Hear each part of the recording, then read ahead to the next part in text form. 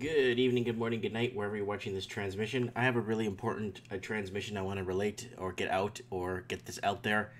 It's very important. It's from the Toronto Star, Canadian news outlet, posted December 7, 2018 by Bob Aaron, property law specialist. Guys, you guys need to know this. Property deposits are forfeited even if sale doesn't go through.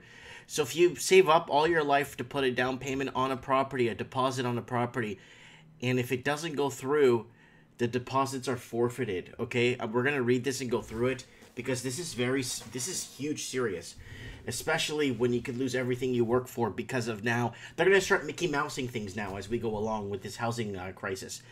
What happens to buyers' deposit when they renege on a purchase agreement for a house the owners to resell for a higher price? That was the case in 2016. Sale on a house in Ravensbourg Crest in Toronto. Davud and agreed to purchase a house from Shiritai Shia for $1,202.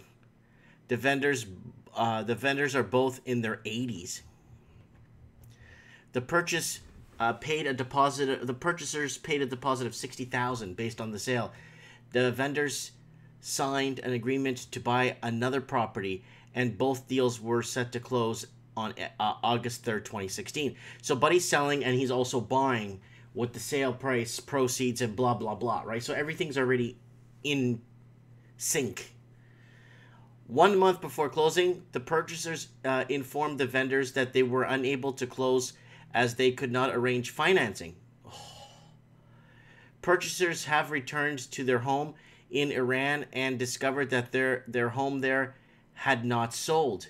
They advised the vendors that there could be some delay on securing funds for their purchase in Toronto due to very bad economy conditions there.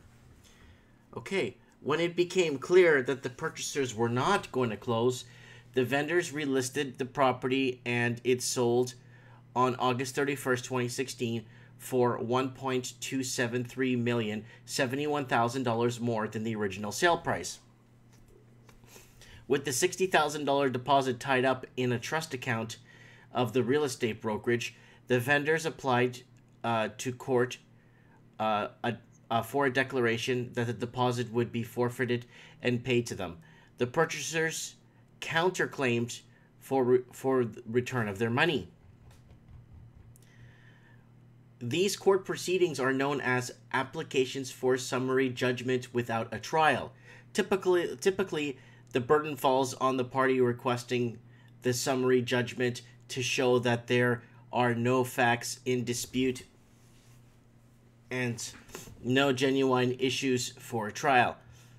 The matter came before Justice Lucia Shaw last year, and her decision was released this past January. She ruled that the summary procedure was timely, affordable, and proportionate to the amount in dispute.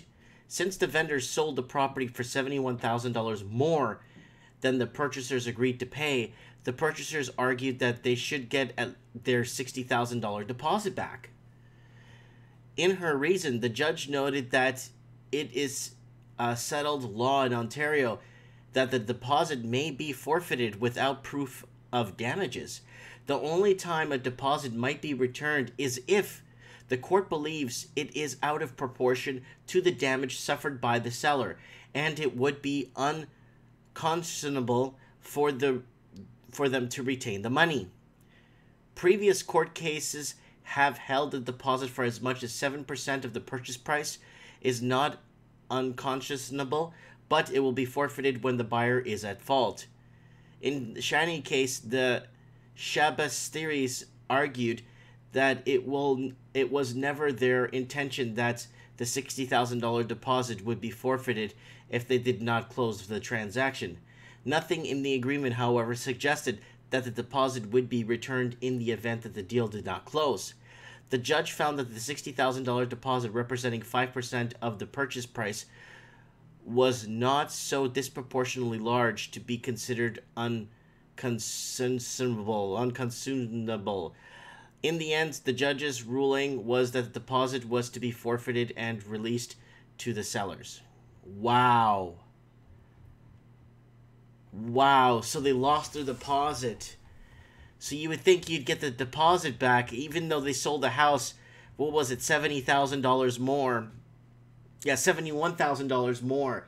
Wow, guys, this is a huge eye-opener, especially, I'm giving this on their home advice because this is a big deal, especially right now, no one's buying anything right now. So hopefully, people open their eyes now and actually really start taking in and maybe incorporating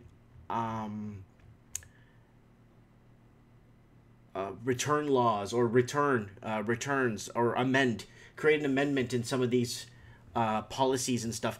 But how does it work when it's really funny, okay?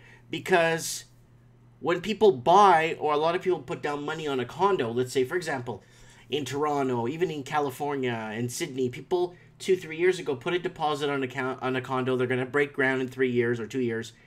And then they cancel the build.